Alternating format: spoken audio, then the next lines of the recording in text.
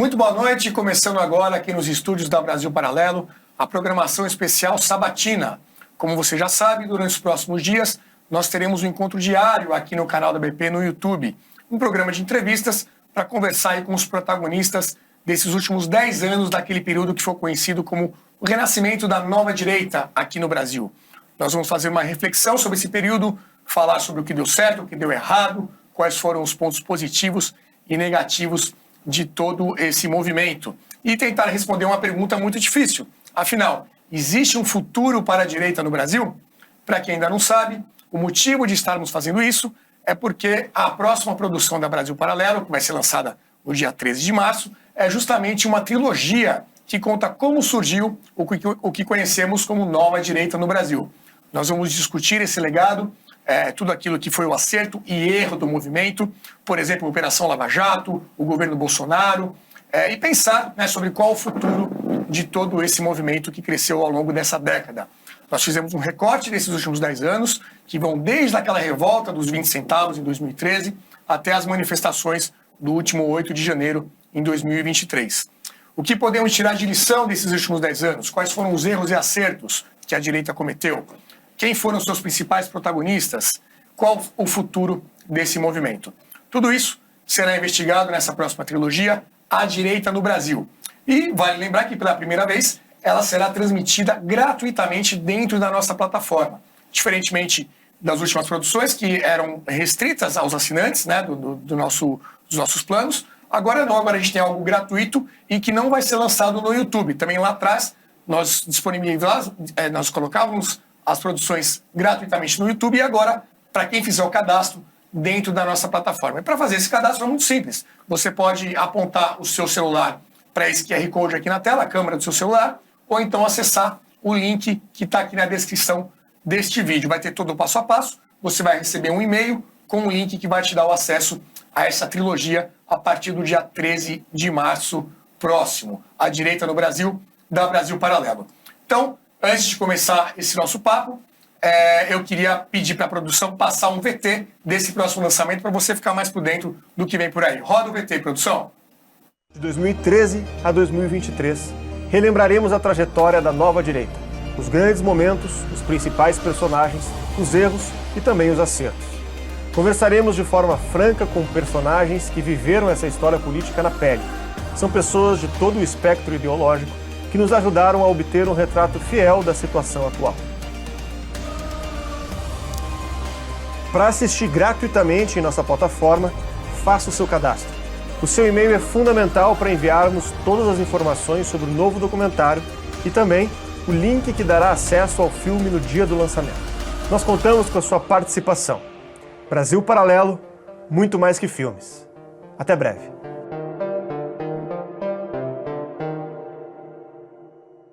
É isso aí, então sem mais delongas, vamos começar aqui o nosso papo. Eu vou apresentar o restante da bancada com o pessoal da Brasil Paralelo. Flávio Barreto, seja muito bem-vindo. Obrigado, Renato. Muito bom estar aqui. Prazer. Lucas Ferrugem, também compondo a nossa mesa. Boa noite, pessoal. E Diego Rosa, completando o nosso time aqui de entrevistadores. Boa noite, Renato.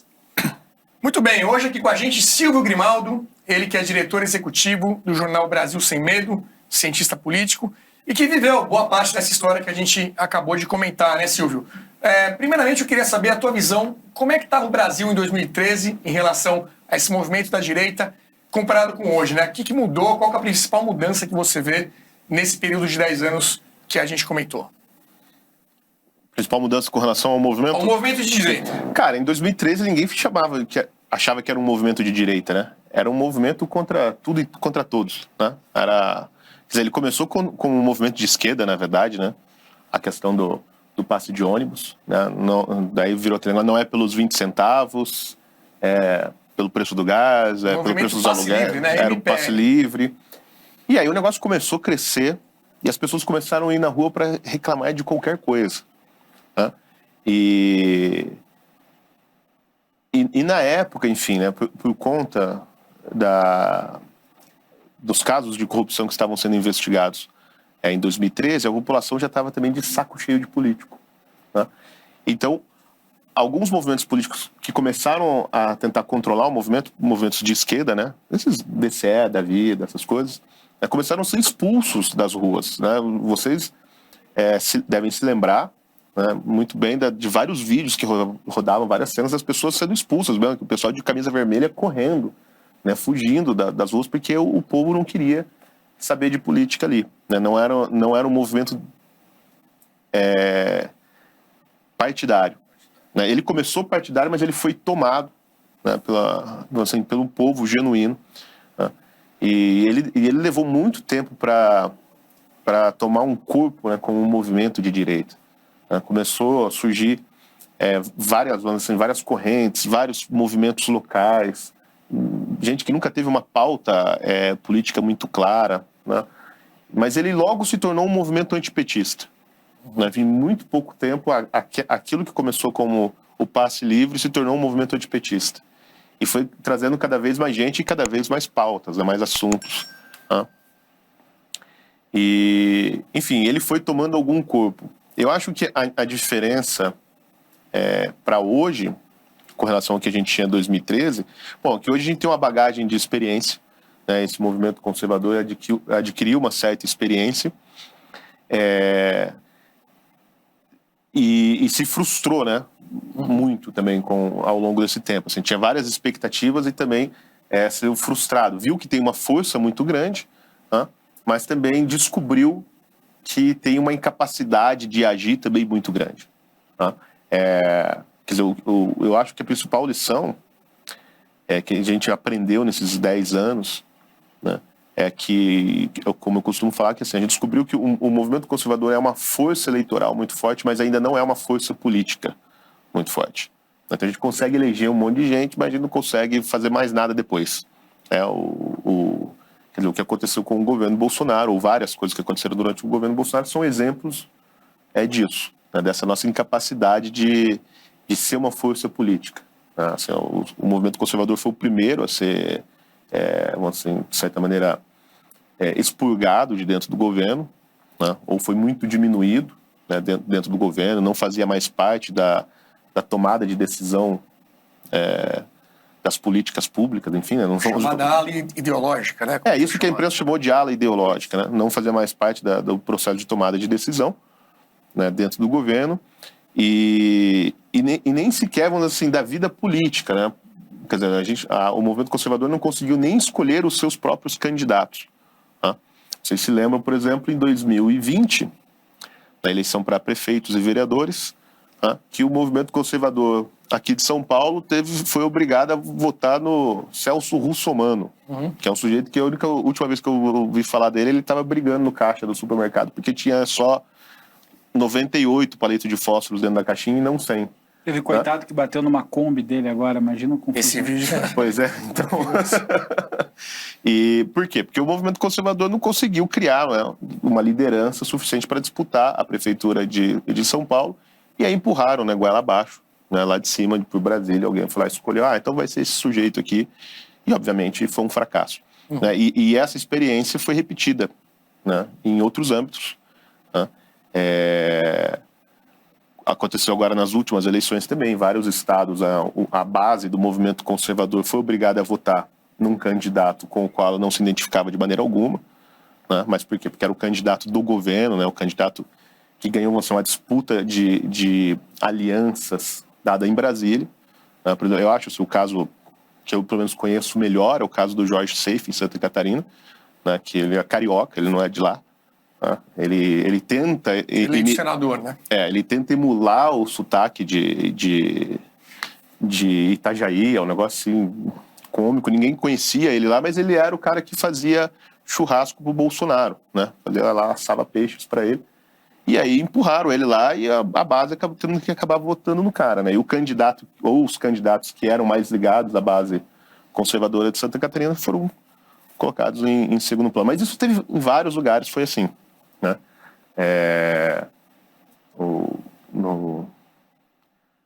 Quer dizer, no Paraná já tinha sido assim um pouco em 2018, enfim, mas veja, o que eu estou querendo dizer assim, que o movimento conservador foi aprendendo essas duras lições, né? Assim, não basta só votar, você tem que agir dentro do movimento, né, na política. Então você tem que fazer parte das tomadas de decisão. E a gente ficou durante 8 anos pedindo coisas e depois que, vamos dizer, a direita virou governo, ficou aplaudindo o governo e parou de fazer demandas, né? Então eu acho que hoje a diferença é o seguinte: boa parte desse movimento conservador tem uma autoconsciência muito clara das suas limitações, dos seus problemas, das suas fraquezas, fragilidades, e isso é essencial para o futuro. Né? Vamos dizer, sair do estado de auto-engano é um grande ganho, na verdade, né? Apesar de tudo que aconteceu, né?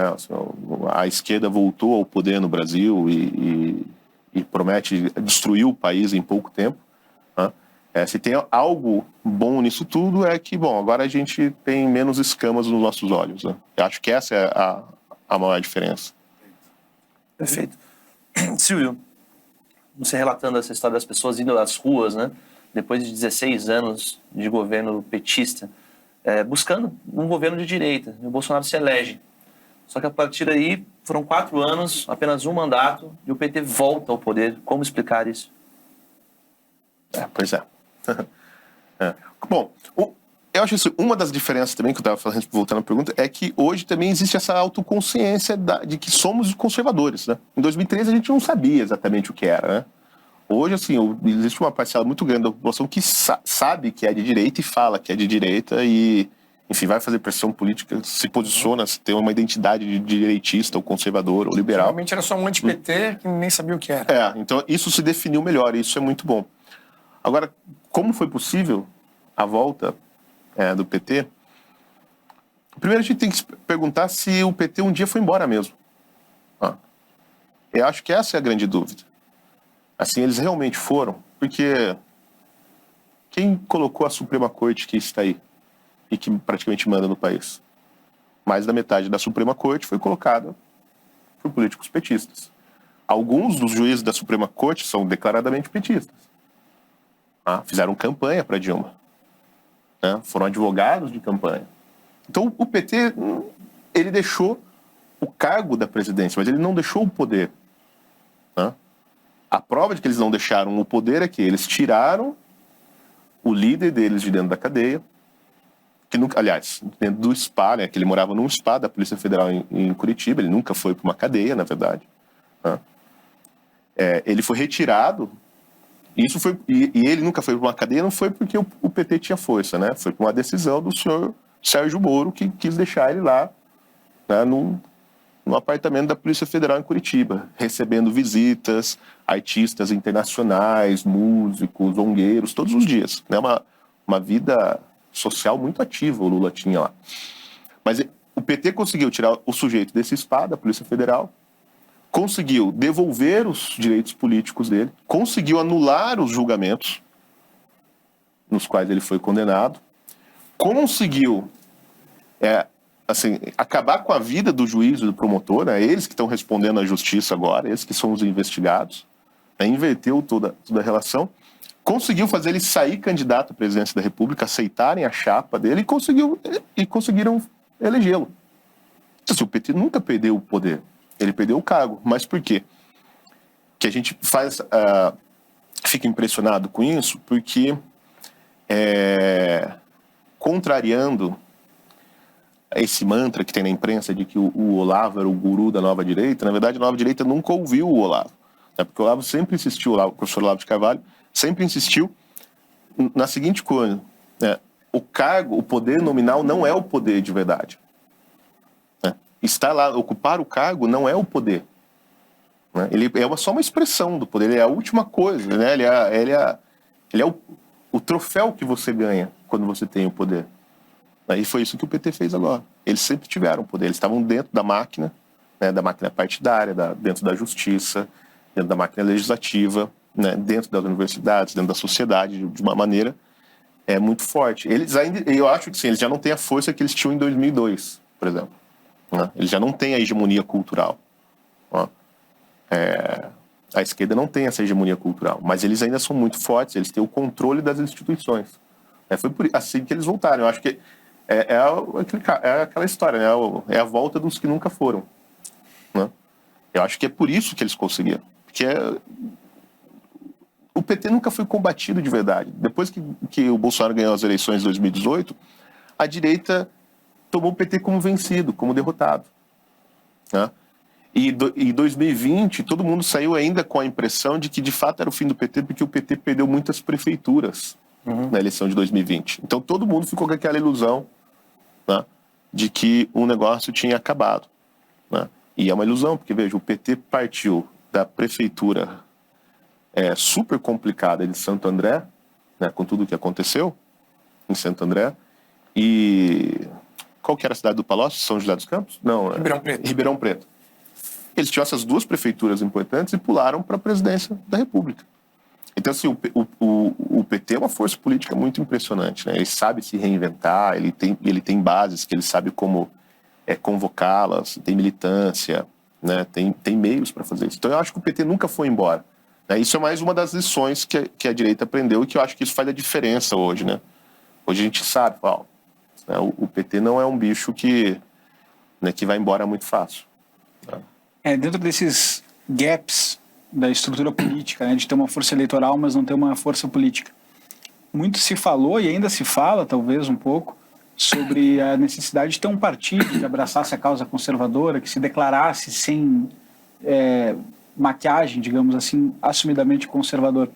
Essa ainda é uma aposta que você considera importante para construir essas bases políticas? É uma coisa que fez falta e ainda faz, tem que ficar pulando de partido de aluguel, etc. e tal? Ou acha que isso não é tão importante quanto outras coisas? Eu acho que é fundamental a existência de um partido conservador no Brasil. Mas veja, um partido que realmente seja conservador e que realmente seja um partido, e não essas coisas que tem por aí, né, as opções que foram colocadas. Mas tem uma questão, Lucas, que é o seguinte: o partido, ele é importante por quê? Porque, na minha visão, o sistema institucional brasileiro se transformou num grande teatro. Eu acho que ele acabou. Né? Aquele arranjo institucional que foi criado em 1988, eu acho que ele já se dissolveu, eu acho que ele não existe mais. Né? Ele já não funciona mais. Hoje ele é só um conluio de oligarquias. É isso que é o Estado brasileiro, não são mais as instituições. São vontades, né, de pessoas que dominam partes do Estado, ou famílias ou grupos que dominam parte do Estado, e que fazem o que querem. Então eu acho que tudo é um teatro, mas esse teatro, ele existe, né? Assim, não é porque é um teatro que as coisas não funcionam dessa maneira. Então, assim, o Brasil funciona como um teatro. Então, é um grande fingimento. Então, para você jogar esse teatro, porque a opção de derrubar o teatro nós não temos, né? Então, assim, você precisa entrar nele também fingindo. E uma das maneiras de fingir ali dentro do teatro, e você ter um personagem dentro do teatro, é tendo um partido. Né? Agora, porque a vida política brasileira, por mais que exista uma série de críticos que falam o partido no Brasil, ele não são partidos ideológicos, o partido não serve para nada, é só bancada de negócio, tal. De fato é assim, né? Mas quando você olha como a política institucional é construída, ela é baseada em partidos, né? Como o dinheiro é dividido dentro da política, como as leis são feitas. Quando você examina de perto o regimento do Congresso Nacional, né, você vê que o líder partidário tem uma força incrível. Né?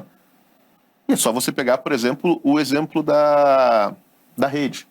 Né? É um partido danico, que tinha 3 representantes no Congresso, acho que tinha 2 deputados e um senador, né? E que simplesmente assim, sabotaram o governo Bolsonaro inteiro. Eles barraram praticamente tudo. Por quê? Porque você tem um líder partidário, o líder do partido, não importa o tamanho da bancada, mas se você tem o líder de um partido com 2 deputados e o líder de um partido com 90 deputados, dentro do Congresso Nacional pelo regimento, os 2 têm o mesmo poder. Não tem talvez a mesma capacidade de ação, de voto, etc. Mas eles podem fazer as mesmas coisas. Né? E isso lá dentro dá um poder muito grande, porque você consegue barrar a pauta, você consegue entrar com pedidos de revisão constitucional no Congresso, que aí é uma coisa extra-política, desculpa, no Congresso não, no STF, né? Que é você judicializar a política, né? Que essa foi a grande estratégia, na verdade, deles. Né? Então, assim, um partido é muito importante, né? E os conservadores nunca tiveram. O que a gente teve foi uma sigla. Né? Em 2018, a direita foi lá e alugou uma sigla, que era o PSL. Né? O cara lá ele era uma espécie de, né, o Bivar era uma espécie de vendedor de carro usado, assim. Ele tinha uma garagem velha e aí chegaram lá um comprador de carro usado e falou assim, posso comprar aí, alugar essa sigla. E foi assim que ganhou a eleição. Esse partido durou 6 meses, tá? Depois da eleição, e ele se dissolveu e voltou a ser o que era, um partido fisiológico, tá? Que boa parte dele agora está apoiando o Lula, né? Virou União Brasil e agora estão lá, né, na base do Lula. Então, assim, isso era o Partido Conservador de 2018, né? Então não era um partido, era só uma sigla. Mesma coisa com o PL, né? Quer dizer, a direita foi atrás do Valdemar da Costa Neto, que era um cara que estava implicado na Lava Jato, que era o que estava dando unidade a esse movimento lá em 2013. E, de repente, esse sujeito e esse partido se transformou na esperança da direita poder ser eleito. Porra, é muita vergonha, né, para nós, né? Assim, eu não estou criticando, eu acho que era o que devia ser feito mesmo. A gente precisava de um partido, as pessoas tinham que escolher, precisavam ser eleitas, era o partido que dava, ali no momento, por uma série de razões, né? Mas isso depõe muito contra o movimento conservador e sua capacidade de organização, né? E aí, bom, a gente não sabe ainda o que vai acontecer com o PL, né? Mas eu duvido que tanto o presidente do partido e o líder no Congresso do partido tenham força para impor a disciplina necessária no partido para ele ser um partido de direita e de oposição, né? Eu acho que o voto conservador no PL elegeu muita gente que não é de direita, muito oportunista, né? Que se o Bolsonaro tivesse sido eleito, esses caras seriam de direita porque eles iam receber uma série de benesses do governo, né? Mas como o Bolsonaro não foi eleito, então eles não têm nenhuma obrigação de continuar de direita. O sistema proporcional acabou levando junto muita gente que não uma série, por exemplo, né, o voto aqui em São Paulo, na Carla Zambelli, no Eduardo Bolsonaro e no Salles, elegeu muita gente que certamente boa parte da direita não ia querer que estivesse lá, né, ou poderia escolher outras pessoas, né? Mas isso foi o mesmo caso do PSL também, né, em 2018. Então, assim, a gente não tem um partido, a gente tem siglas, né? E as tentativas de construir partidos todas deram muito errado, porque no caso do Aliança Brasil, a tentativa não era construir um partido, era construir uma espécie de grande escritório de advogados para políticos. Algum de vocês é advogado aqui? Ser advogado de político dá um bom dinheiro, né? Como o PSL já tinha o escritório, os advogados que cuidavam das contas dos políticos, então alguém assoprou no ouvido lá da família Bolsonaro que eles tinham que montar um outro partido. Porque daí é uma nova banca de advogados, o partido paga os advogados, apelo de ouro. Então, assim, era isso, era um esquema para criar um negócio para você passar por um escritório de advogados. Tanto que eram advogados, né, não eram políticos que estavam cuidando da organização do partido. As lideranças conservadoras da época, cara, desapareceram e o partido ficou na mão lá. Então, assim, ia dar errado. Né? Eles não tinham nenhum contato com a base, eles não estavam ouvindo o que os conservadores esperavam num partido, né? Não tinha a possibilidade, né? Não havia a previsão de que houvesse uma espécie de carreira partidária, quer dizer assim, que o cara começasse lá na base, lá na cidadezinha do interior e fosse galgando postos dentro do partido até chegar, né, a ser um burocrata lá em Brasília, assim, né, um quadro importante. Era um partido que ia funcionar com várias panelinhas, como todos funcionam, né? E depois teve a opção do PDT, né, do PTB, que foi uma doideira, né? Aí, assim, dá para fazer um programa só sobre isso, né? Silvio, no primeiro ano do governo, ele foi acusado de não ter governabilidade. Aí no segundo, a partir do segundo, ele foi acusado de articular com o Centrão. Então, como você avalia, o avanço das pautas conservadoras no governo Bolsonaro, e 2, de modo geral, que nota você daria para o nível de governabilidade que o Bolsonaro conseguiu estabelecer nesses 4 anos, dado todas as dificuldades do cenário que ele encontrou quando chegou? É que o Bolsonaro, ele jogou esse jogo do perde-perde, né? Tem o jogo do ganha-ganha e tem o jogo do perde-perde, porque ele foi acusado de se isolar e não querer construir alianças com nenhum partido, então ele não sabia governar. Daí quando ele foi fazer isso, ele era um vendido que estava... Então, assim, mas isso é crítica da imprensa, né? Então, assim, o papel da imprensa era falar mal de qualquer coisa que o Bolsonaro fizesse, né?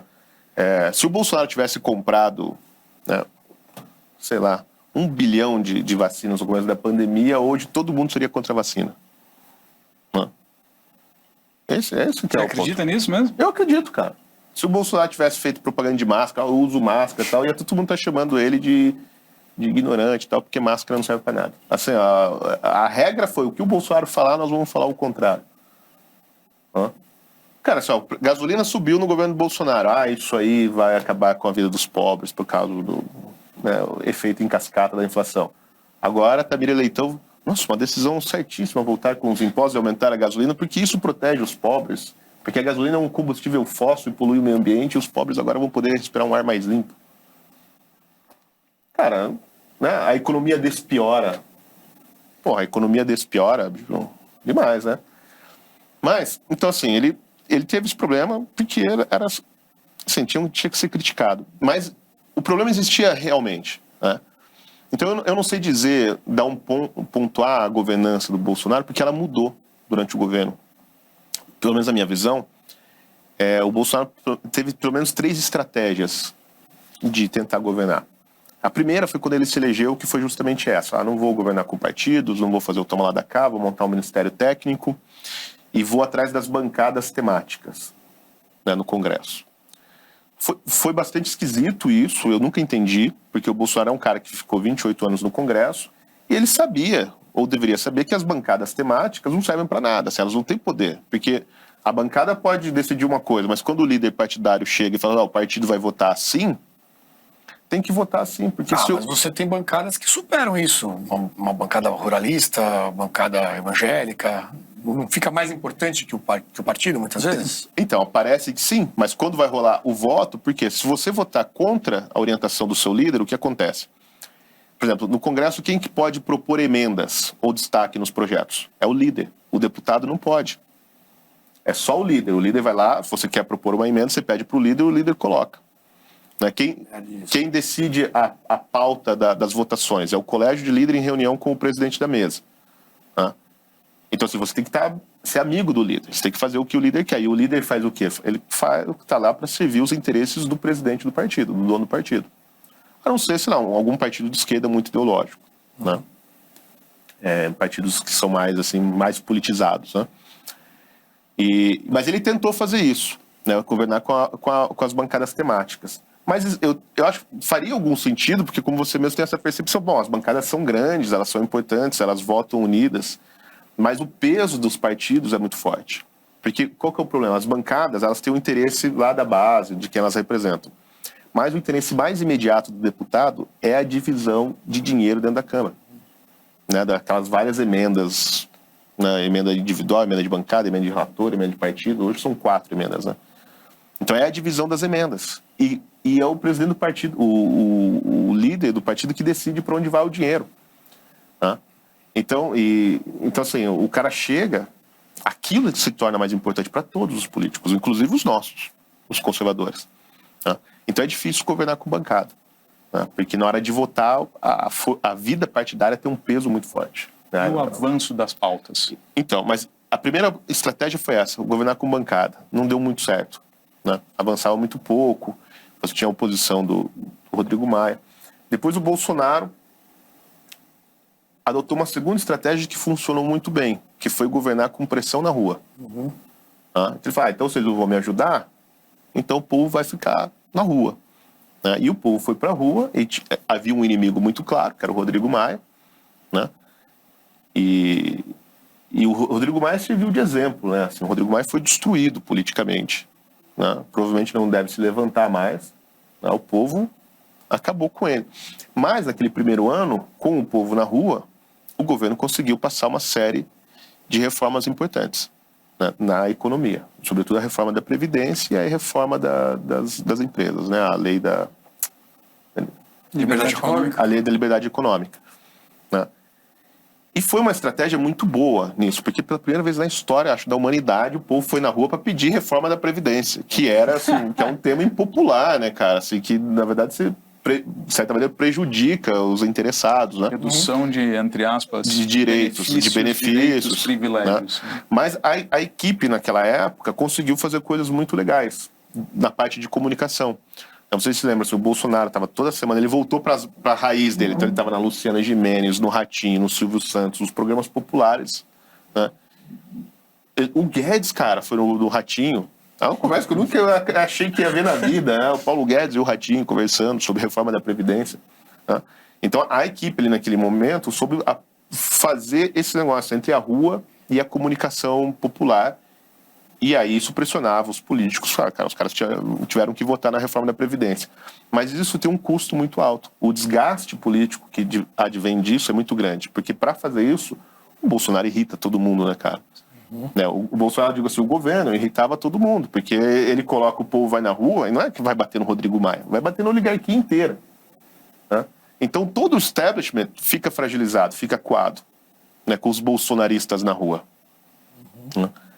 A reação que a gente viu nos últimos anos foi isso. Bom, isso aí não pode nunca mais acontecer. O povo nunca mais vai poder se levantar contra o establishment. A gente tem que impedir que surja um líder assim, né, e que o povo se organize. O Gilberto do Congresso, do STF, porra, esqueci o nome dele. O Gilmar Mendes? O Gilmar Mendes agora, né, pouco tempo atrás, fez aquela declaração que tem que reformar e proibir as pessoas de se reunirem. Né? E no final de 22, né? Então essa foi a segunda estratégia, mas ela tinha um custo político muito alto, né? Desgastava demais o governo. Né? Então, porque assim, era quase uma chantagem, né, em cima dos políticos. Não era exatamente tentar compor com eles. E a terceira estratégia, finalmente, depois do 7 de setembro de 2021, né? Quando o Bolsonaro escreveu aquela cartinha pedindo desculpa pro Alexandre de Moraes, ali foi, eu acho que veio essa terceira estratégia, que daí sim foi compor com o Centrão, chamar o Ciro Nogueira,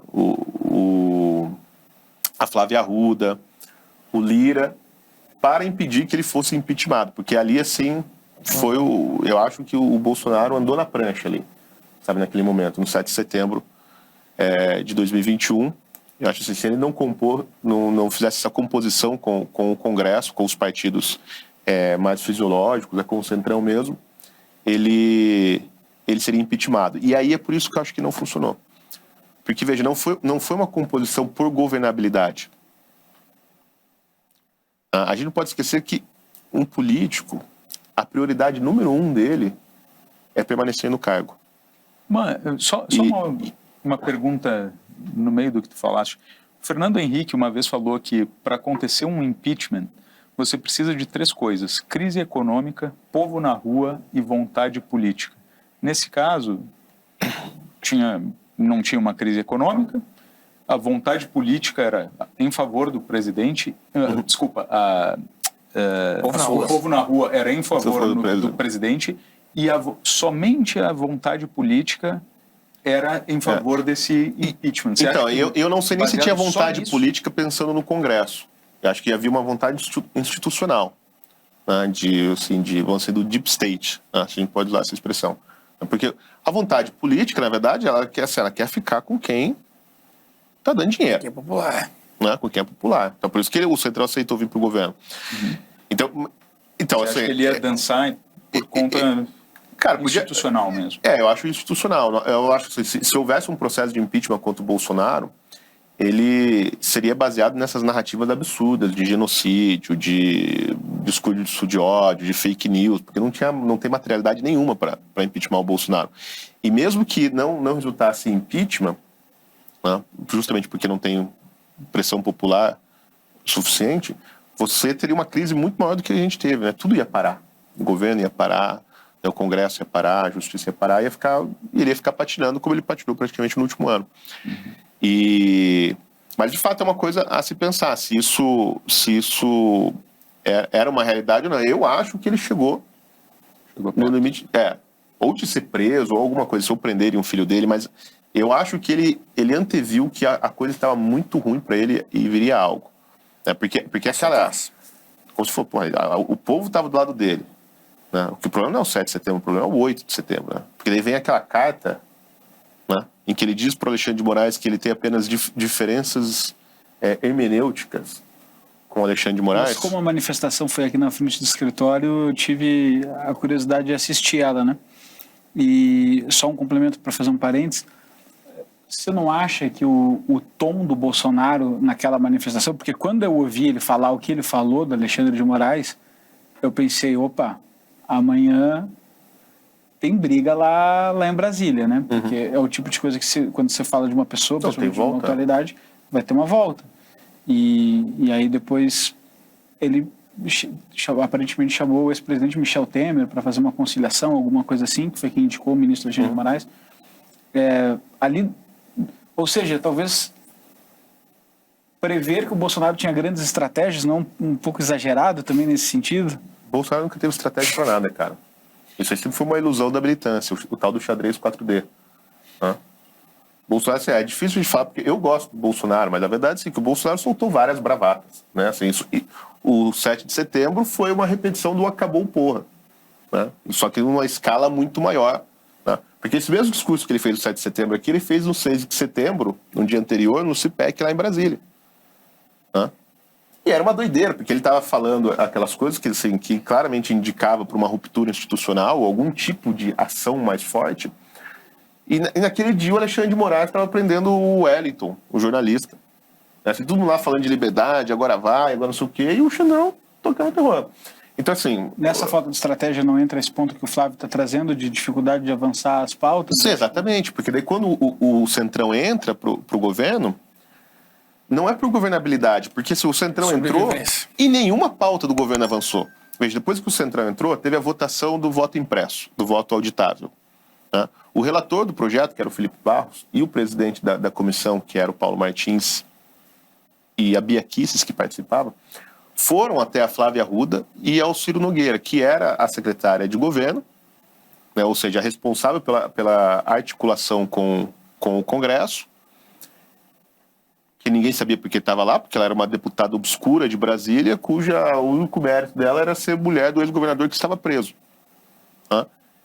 E atrás do Ciro Nogueira, que é um senador assim, importante para dentro do Centrão. Né? E a resposta que ele pediu foi falar: agora vocês têm que pressionar os partidos para eles votarem no projeto. Certo? Porque o governo tinha distribuído cargo e benefícios para todo mundo. Né? O que eles ouviram foi a seguinte expressão que eu ouvi de um dos deputados. Eles ouviram o seguinte: o ministro falou que eles não podiam fazer nada porque essa era uma pauta do Bolsonaro. Ou seja, que não era uma pauta do governo. Então obviamente, existem duas coisas diferentes. Né? Uma coisa é o Bolsonaro, outra coisa é o governo. Né? E eles não iam poder fazer nada. E, de fato, eles não fizeram nada, não articularam e a gente perdeu.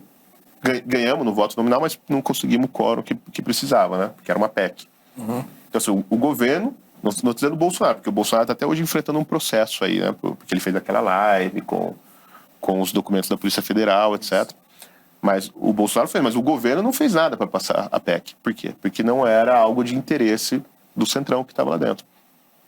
E coisas assim tiveram outras, né? Que o Centrão foi barrando. O Centrão falou assim: agora nós vamos pegar e administrar isso aqui até o fim, ver se a gente consegue reeleger o Bolsonaro, beleza? Se não der, a gente parte pro Lula, porque é isso que eles fazem o tempo inteiro, né? Ficam pulando. Então, o Bolsonaro tentou, acho, criar essa estratégia de governar numa coalizão mais ampla de partidos de centro-direita, mas, cara, já não funcionava mais. Veja, o presidencialismo de coalizão, que é esse sistema que a gente tem no Brasil, ele até funciona muito bem.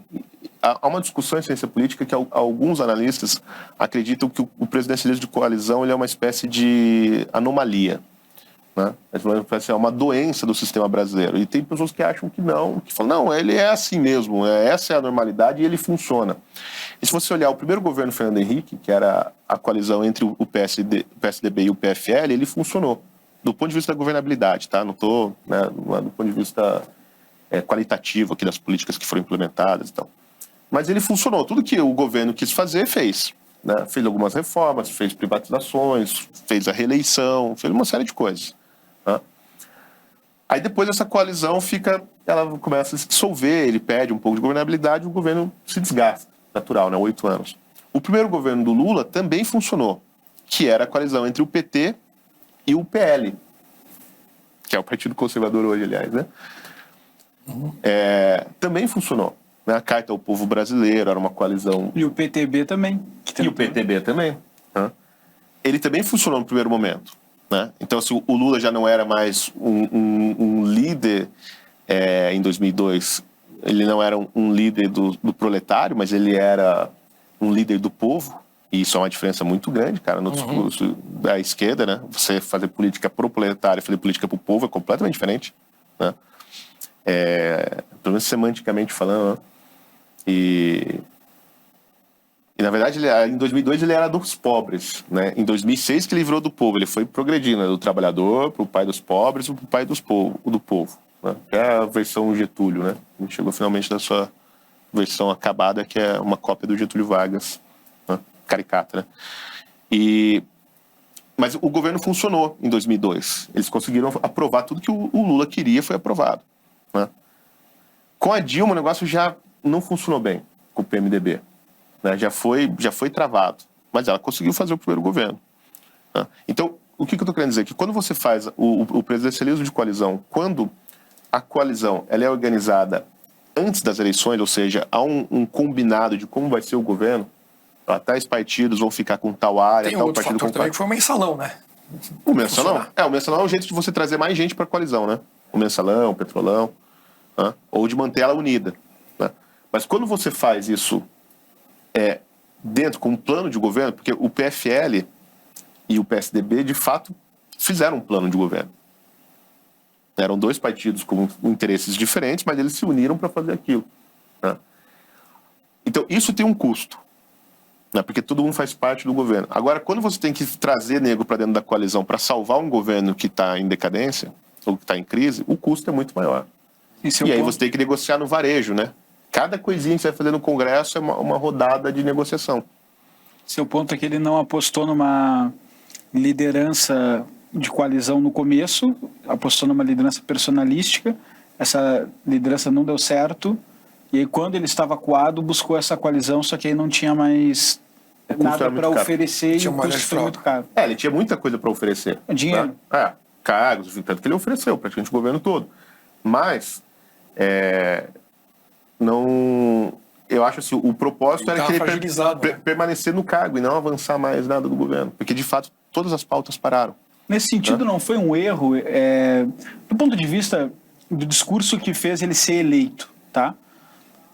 Um discurso marcadamente antissistema, às vezes beirando um pouco um populismo, digamos assim, e um discurso anti-establishment, anti-sistema, anti-centrão, anti-isso, anti-mídia, anti-PT, anti-comunismo, etc.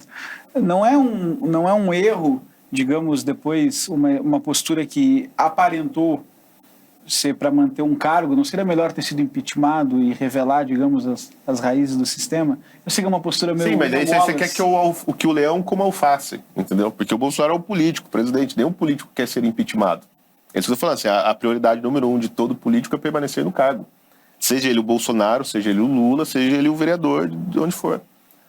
Entendeu? É que, como assim, a gente estava emocionalmente envolvido nesse movimento, a gente achava que o Bolsonaro é um cara diferente, não sei o quê. Obviamente ele é diferente, ele tem uma série de outras qualidades que muitos políticos não têm. E eu acho, pessoalmente, o Bolsonaro é um político muito honesto, o que é uma grande diferença, né, no país. Mas só que ele é político. Então é isso que eu falo, assim, ele querer ser impeachmentado, ele falou, você quer que o leão coma alface, é contra a natureza do animal. Tá?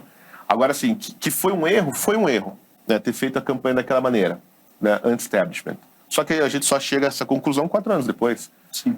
Porque você teria votado no Bolsonaro se ele olhasse para você e falasse que ia chamar o Ciro Nogueira para ser ministro? Hã? Não foi um erro do Bolsonaro. Foi um erro de todo mundo, porque o que a gente queria era um discurso anti-establishment. Não cabia nenhuma outra coisa em 2018. Porque, cara, em 2018 você tinha alternativa, vamos dizer assim, de centro-direita, né? Ali disputando. Umas 3. Exatamente. Só que eram todos negros do establishment. Então ninguém queria aquilo. A opção que tinha é, a gente quer o cara que mude tudo, que venha pra foder com a porra toda, como de Olavo. Considera um aprendizado dessa nova direita que isso custou... Então, assim, não havia condições do Bolsonaro montar um governo de coalizão em 2018. Porque não tinha nem partidos para ele coligar, cara. Ninguém gostava do Bolsonaro no mundo político. Não foi só o Bolsonaro, né? Boa parte da nova direita sustentou e ainda sustenta esse discurso. isso rendeu... Qual? Do anti-establishment? Isso. Não, todo mundo sustentou, cara. Assim, hoje eu não posso falar que o Bolsonaro é culpado disso. Todo mundo foi culpado. Até porque o carisma era o que a do gente establishment queria. não é muito alto. Exatamente, é. Mas o ponto é, isso não rendeu, pensando estrategicamente, tá? Isso não rendeu um rótulo antidemocrático, como se estivesse, digamos, o movimento político a qualquer momento intentando... Ficou muito fácil defender que a direita está a qualquer momento intentando qualquer coisa do tipo, um golpe, uma tomada das instituições, uma deslegitimação da democracia, etc. Não baixou o custo de venderem esse discurso, seja na imprensa, nos partidos de esquerda, etc. Então, eu não entendi a pergunta. De essa postura muito anti-establishment, certo? Não Você deixa facilitou muito o trabalho. fácil para os opositores Atacarem? converterem pessoas para uma ideia de que toda a direita é composta por uma ala antidemocrática da política? Se isola. Ela facilita esse ataque. Agora, a questão é, esse discurso fez o Bolsonaro ser eleito com 56 milhões de votos. Então, assim, o povo queria uma coisa anti-establishment. E acho que, de certa maneira, ainda queria, porque o Bolsonaro teve 50 e quanto foi agora? 52 milhões? 58, acho. Teve Porque mais agora ele não votos era que- mais que anti-establishment, né? aumentou Agora ele o- já é do sistema. Mas, Sim. mas esse discurso... Agora, qual que é o problema? O problema é assim, que você pode se eleger como anti-establishment, mas você não pode governar como anti-establishment. E tem uma outra coisa, né? Ele tinha todo esse discurso anti-establishment, mas o cara estava no Congresso por 28 anos. Né? Ele Conhece bem, colocou todos os filhos dele na política. Né? Menos o outro menino que estava lá comendo metade do condomínio. Tá? Esse aí ainda não entrou na política, até onde eu sei. Mas todos os filhos dele foram para a política. Como todos os coronéis fazem. Né? Como todo político tradicional faz, põe a família inteira na política. Né? E agora estou falando que a Michelle vem para a política. Né? Como candidata. Né?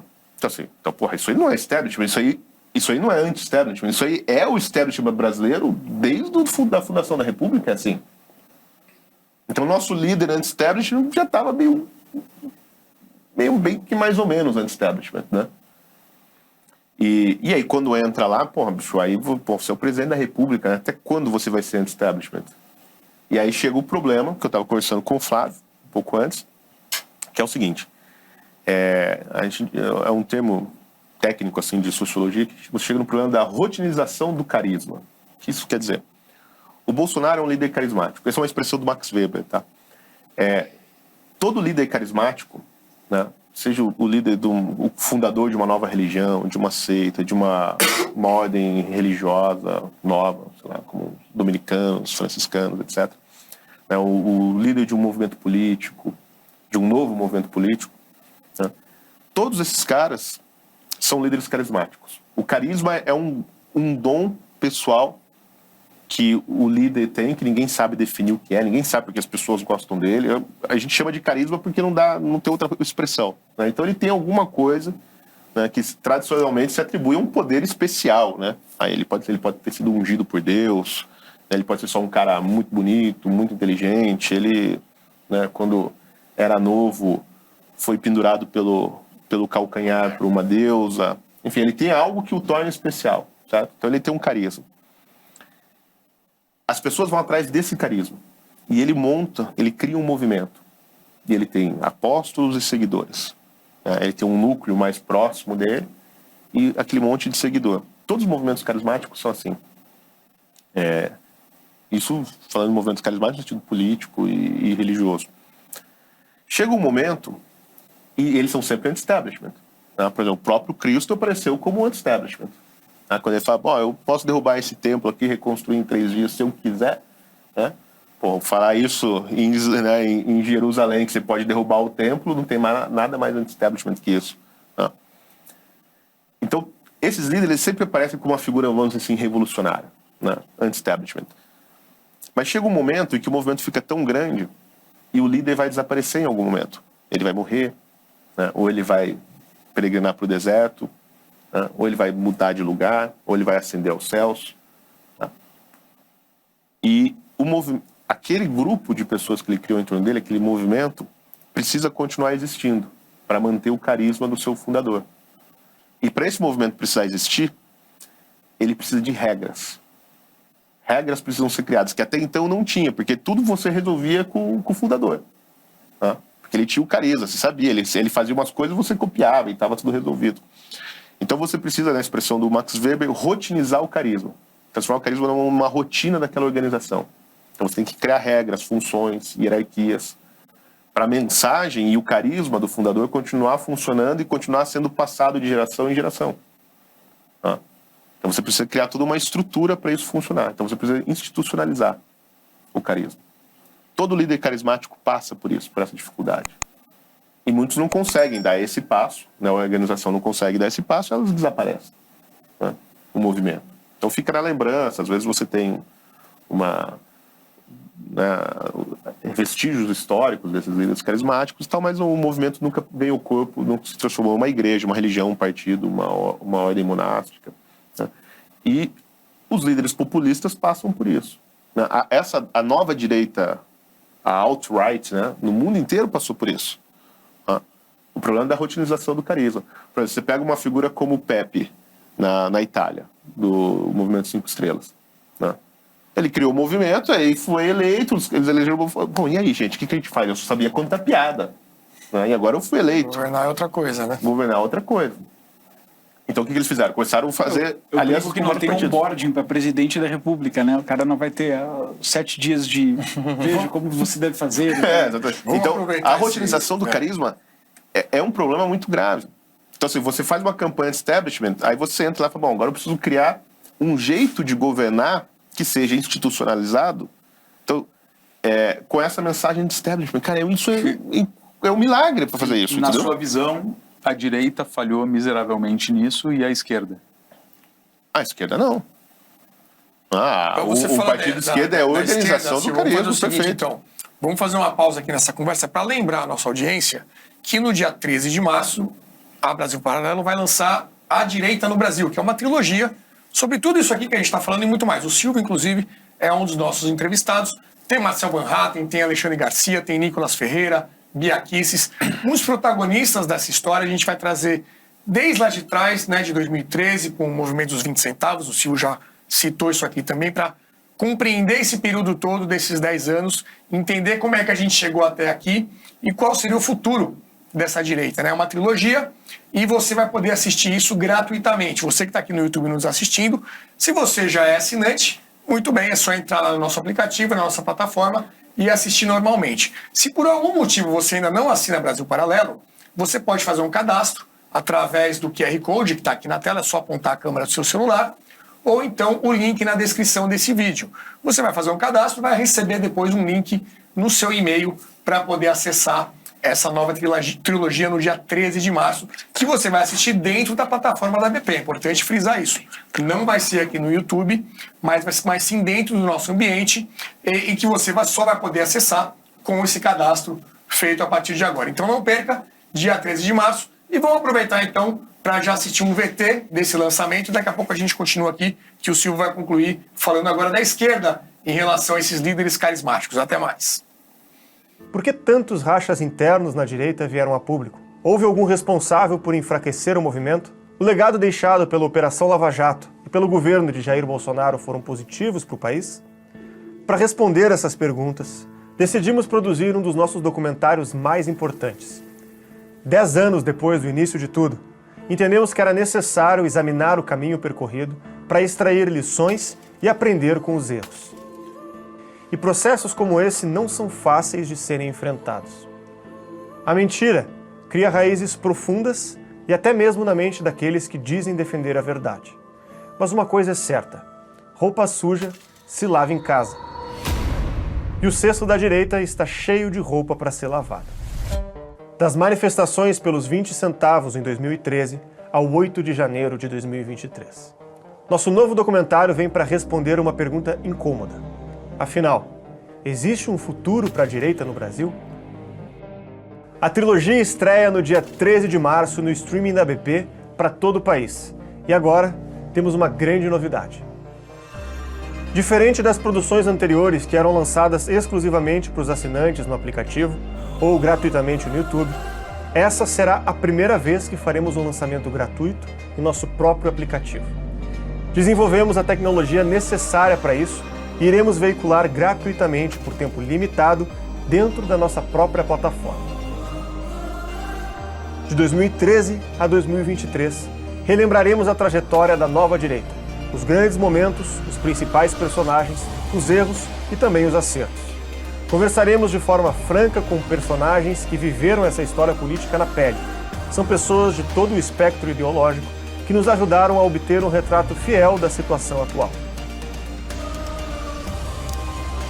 Para assistir gratuitamente em nossa plataforma, faça o seu cadastro. O seu e-mail é fundamental para enviarmos todas as informações sobre o novo documentário e também o link que dará acesso ao filme no dia do lançamento. Nós contamos com a sua participação. Brasil Paralelo, muito mais que filmes. Até breve.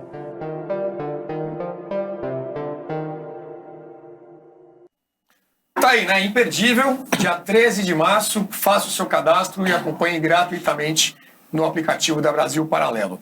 Vamos retomar aqui, Silvio, você ia começar a falar sobre os líderes carismáticos de esquerda, né? Vamos concluir rapidinho, que depois eu quero retomar aqui contigo para falar de Olavo de Carvalho. Então, isso a esquerda sabe fazer muito bem. Né? E alguns líderes brasileiros também sabem. Por exemplo, se pegar o Getúlio Vargas, vocês até fizeram, né, uma série de documentários sobre ele. O que o Getúlio fez, cara? Ele fez exatamente isso.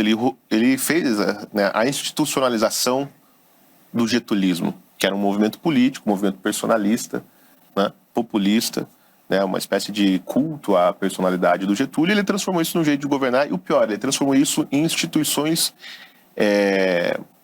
de Estado que permanecem até hoje.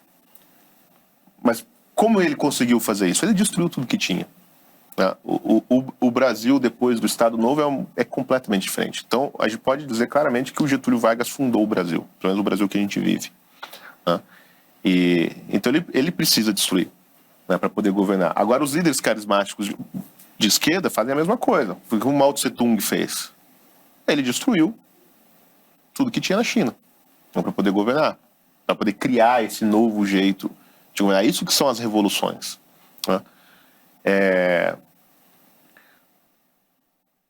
No Brasil, né, da Nova República, a esquerda não conseguiu fazer, não conseguiu destruir tudo, né, para poder governar, mas destruiu as instituições, né, porque o mensalão e o petrolão são maneiras de destruir o Congresso, que é a representatividade política, o sistema de representação política. Então, assim, a base da democracia desapareceu. Né? Mas a esquerda consegue transformar esses líderes carismáticos em governo porque eles são criados dentro do movimento. Né? E porque a esquerda é sempre um movimento messiânico. Né? Agora, há uma contradição difícil de ser resolvida dentro do movimento conservador e dentro da direita, que vai sempre fazer com que a gente tenha dificuldade de se impor como um movimento político e de governar. Que é o seguinte. Cara, o conservador, ele não quer encher o saco da vida de ninguém. Esse é o problema. Assim, o axioma básico da filosofia conservadora é: não enche o meu saco, eu não encho o seu. Cada um na sua, você faz o que você quiser, com alguns limites muito simples, né, que garantam o convívio básico. Você não entra na minha casa, eu não entro na sua, você não mexe com meus filhos, eu não mexo com os seus, e assim vai. Né? Então, assim, isso é a base. Eu acho que as sociedades são mais complexas que isso. Né? E do lado de lá, cara, os caras são todos messiânicos.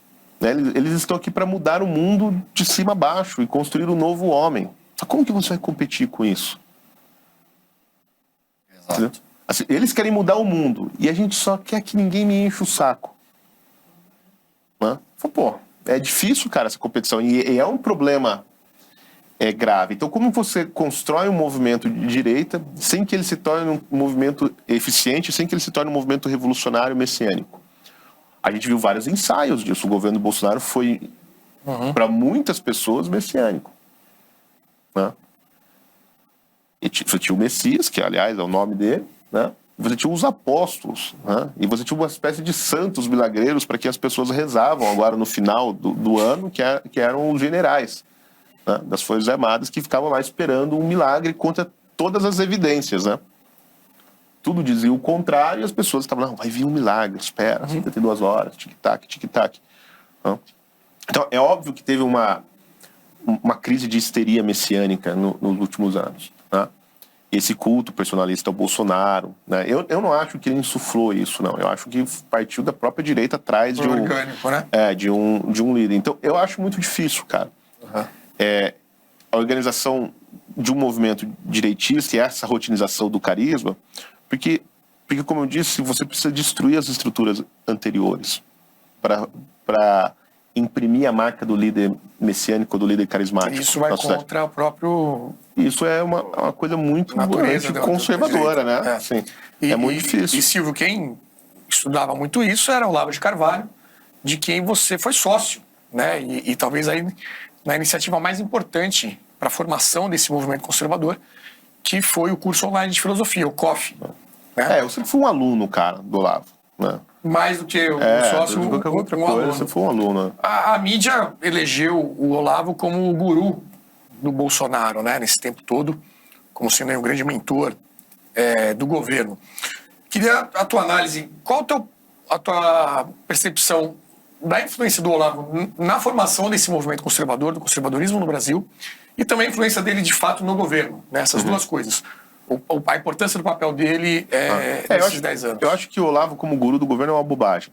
Assim, isso nunca existiu, isso é só uma coisa da mídia. Porque a mídia precisava criar um paralelo com o Stephen Bannon e o Trump. É isso que eles precisavam, eles pegaram o modelo e falaram, vamos fazer a mesma coisa aqui no Brasil. Né? Mas o Olavo nunca teve uma proximidade tão grande com o Bolsonaro como o Bannon tinha com o Trump. Né?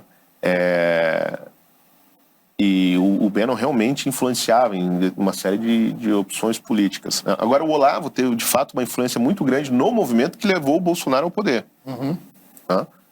Isso é inegável. A própria live que o Bolsonaro fez em 2018 de presidência tinha o livro do mínimo em cima da mesa. Tinha um livro, um sinal exatamente. claro de simbologia que ele desejava sinalizar, né? Sim, de que havia no governo dele havia essa marca do Olavo. Né? A gente estava entrando numa nova era. Né? Então tinha... Mas, bom, isso era, assim, tinha uma coisa muito do marketing ali, né? Claro. Eu acho até que talvez ele quisesse, ele acreditasse mesmo que ele estava, né, fazendo um governo com as ideias, baseado em algumas ideias do Olavo, coisa assim. Mas influência mesmo direta no dia a dia do governo, em decisões políticas, o Olavo nunca teve nenhuma. Ele teve uma influência no movimento. Mas no Bolsonaro, eu acho que nunca teve. Né? A não ser, assim, na escolha do ministro da Educação, o Bolsonaro foi lá e perguntou pro Olavo quem que ele recomendava. Né? Ele recomendou o Vélez, que ficou 3 meses.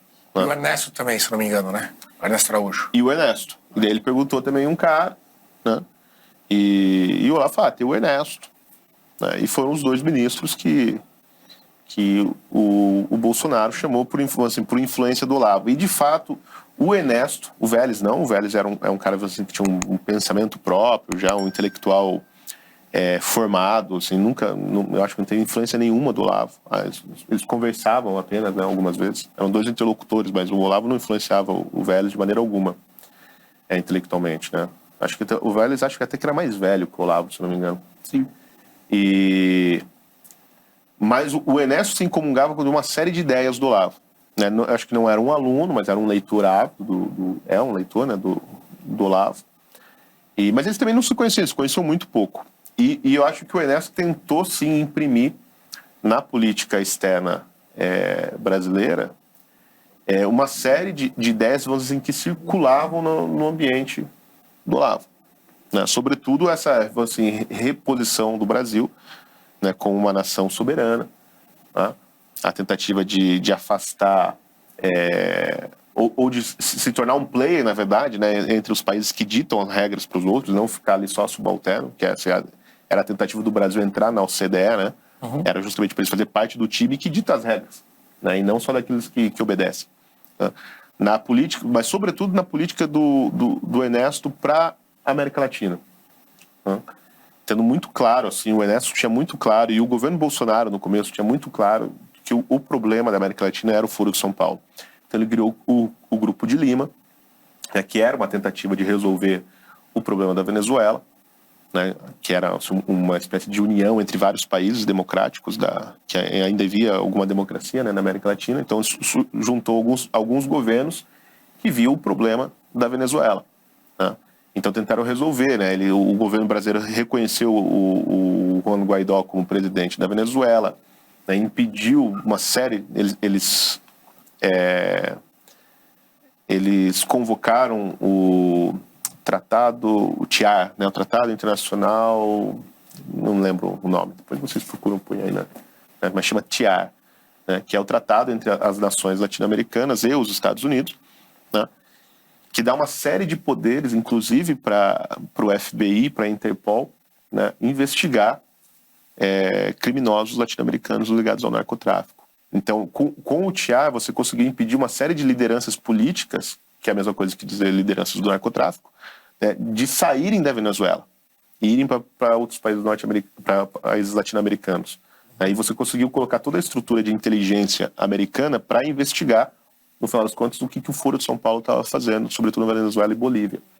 Então, o Ernesto tinha essa cabeça, e ele conseguiu avançar muita coisa, só que você precisava de tempo para isso render frutos, né? E havia uma pressão latino-americana do Brasil liderar, de fato, um movimento de força contra a Venezuela e derrubar o Maduro. Mas os generais brasileiros não podiam nem ouvir falar dessa história, se negavam. Então você tinha uma política externa cuja a ambição não estava afinada com a estratégia de defesa das Forças Armadas do país. Então o Exército não queria ter sustentar uma ação armada contra um golpe, né, de Estado contra a Venezuela, ou apoiar as forças democráticas da Venezuela contra o Maduro. E sem o apoio do Brasil, os países latino-americanos certamente naufragariam, porque o exército russo e cubano que opera dentro da Venezuela é muito forte, né? Então, o Ernesto tinha, assim, uma série de ideias, né, que certamente foram influenciadas pelo Olavo. Mas era só ali, né? Ele não era guru do governo, acho que o Olavo não sabia... Mas para o movimento como um todo, aí sim. Sim, né? Porque, cara, se você pensar, o Olavo fazia o True Outspeak desde 2006, que era um programa que hoje a gente chama de podcast, né? Mas era um programa de rádio que é o ar toda semana, né? Que em 2006 o dono do site, que era o Blog Talk Radio, né? Que era o site que ele usava para fazer esse negócio, no dia do primeiro episódio, em 2006 o dono do site ligou para o escritório do Olavo para saber o que estava acontecendo, porque era um programa em português e ele não entendia nada. Falei, cara, eu não sei o que está acontecendo. E, de repente, meu site começou a ser movimentado, que era a versão beta ainda, e teve, naquele dia, 20 mil downloads, que era o recorde, assim, absurdo. Até hoje, na verdade, né, um vídeo na internet, assim, de um cara qualquer chegar a 20 mil visualizações é fantástico, né? E ele foi influenciando muita gente. Então, quando chegou 2013, já havia uma massa crítica capaz de tomar as ruas com um discurso mais ou menos, não digo unificado, mas alguns símbolos em comum que haviam sido criados pelo Olavo, né? Então, uma certa unidade, né, do movimento foi imprimido pelo Olavo. E o Olavo foi o primeiro cara a falar que o Bolsonaro certamente seria o melhor presidente do país, que tinha chance e tal. Quando todo mundo estava rindo do Bolsonaro lá no CQC, o Olavo falou, esse cara aí pode ser o líder que vai surgir desse negócio todo, né? Então, acho que o Bolsonaro se sentia ele reconhecia isso. Eu acho não, né? Ele já falou algumas vezes que ele reconhecia que nunca existiria o governo Bolsonaro sem o Olavo. Mas a influência dele dentro do governo é mínima. Tanto que o governo, uma série de momentos, tomou decisões assim que... E o Olavo criticou muito também, né, em vários momentos. Criticou vários momentos, né? Diego, perfeito. O senhor já citou o True Outspeak, né? Foi uma movimentação cultural importante, né? Você acha que a direita errou em não apostar em mais think tanks como esse do Olavo? Era um programa de rádio, né? Não era bem um think tank. Sim. Mas na época, cara, surgiram vários think tanks. Inclusive a gente estava falando do Estudantes pela Liberdade, né? Que surgiu na época ligado a alguns think tanks liberais. Isso tudo antes de 2013. Tinha o Ordem Livre. Começou uma movimentação entre intelectuais liberais e conservadores brasileiros, como existe no resto dos países da América Latina, fazer alianças com os think tanks americanos, sobretudo pela Atlas Foundation, que, né, fomenta think tanks aí pelo mundo. E se você vai na Argentina, na Colômbia, no México, no Uruguai, no Chile, todos esses países têm think tanks liberais, né? num diálogo muito frutífero com os think tanks americanos. Né? No Brasil não tinha. E, de repente, isso começou a tentativa de criar isso. Você tinha o Farol da Democracia Representativa, do Jorge Pereira, lá no Rio. Surgiu o Ordem Livre, depois surgiu os Estudantes pela Liberdade, que acho que era meio ligado a eles. Surgiram o próprio Instituto Mises. Você tinha o Instituto Millennium. O Instituto Millennium. Poema. Você tinha uma série de coisas que começaram a aparecer, né? Bem mais à direita, né? Discutindo política e tal. E trabalhando como um think tank, né? Propondo pautas, etc. Cara, e havia um movimento em torno disso. Quando chegou 2013, todo mundo foi pra rua e esqueceu o que estava fazendo. E essa estrutura dos think tanks desapareceram. Sim. Todo mundo parou o que estava fazendo aquele trabalho. Que o think tank, qual é a grande coisa do think tank? Ele é um trabalho de longo prazo, de formação e de, vamos dizer assim, crítica ou proposição de políticas públicas. Tá? Em geral, os think tanks fazem isso. Então, eles formam gente e analisam políticas públicas. É o que a esquerda faz o tempo todo, né? Faz o tempo inteiro. Porque os think tanks de esquerda normalmente são ligados aos partidos, né? E recebem verba pública, etc. Então, assim, ali tinha uma coisa muito forte começando. E eu acho que o movimento, assim, a gente falando de partido, institucionalização, eu acho que ele tem que começar. A semente é um think tank. Né? E tinha começado ali. Né? Mas, de repente, essas coisas sumiram, cara. E todo mundo foi pra rua, aí surgiram os movimentos de rua, que também são legais, né? Foi importante. Né? Os movimentos de trio elétrico, né? De caminhão de som, etc., aquela monte de página de Facebook. Né? E aí a galera foi disputar a eleição. E aí aí entrou a política partidária, aí virou o caos, aí ninguém queria mais estudar, ninguém queria mais fazer formação. Foi um desastre, na verdade. Porque a gente abandonou uma parte importante do movimento. Né? Para ficar na rua. Eu, assim... Veja, eu não acho que isso era possível ser feito diferente, entendeu? Porque estava todo mundo no calor do momento. Não é um julgamento do passado que eu estou falando aqui. Né?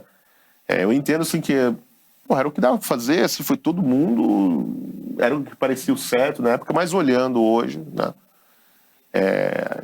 Para mim é claro, assim, que atividades fundamentais para o movimento conservador foram abandonadas.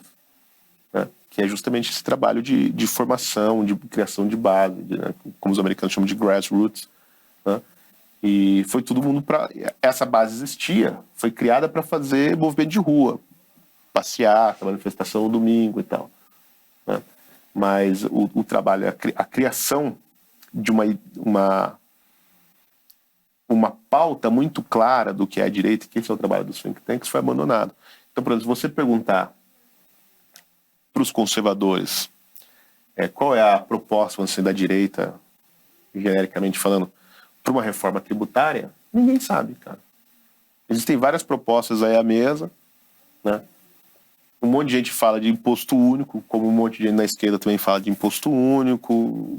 Tem várias opções, né? Ninguém sabe assim, qual que é, o que um conservador acha sobre tributo. Ninguém sabe, cara. A gente só sabe que tem muito. Aí tem que acabar, tem que ter menos. Normalmente é um think tank que propõe um estudo mais aprofundado disso, até porque tem que financiar isso. Pouca gente sabe, porque é uma área de especialização técnica. Sim. Também, né? Tá. E esse é um dos das notórias provocações e pensamentos do Olavo de Carvalho, né? Ele apoiou o presidente, mas eu lembro de acompanhar um tom meio que, bom, agora que elegeram, vai, né? Mas uma provocação constante de que qualquer plano sustentável de criar uma direita ou uma ala anti-esquerda, vamos dizer assim, levaria seus 30 anos, acho que era a frase que dizia 20, 30 anos, ficava batendo nisso, né? E a pergunta que eu tenho, ela é um pouco provocativa, mas eu acho que ela é necessária como reflexão, que é, o Olavo era um notável filósofo, mas era um notável polemista. E enquanto isso ficou, digamos, numa primeira camada da internet, você tinha que conhecer ele para conhecer o que ele estava falando. Né? Tinha que conhecer o Olavo de Carvalho e aí começar a assistir.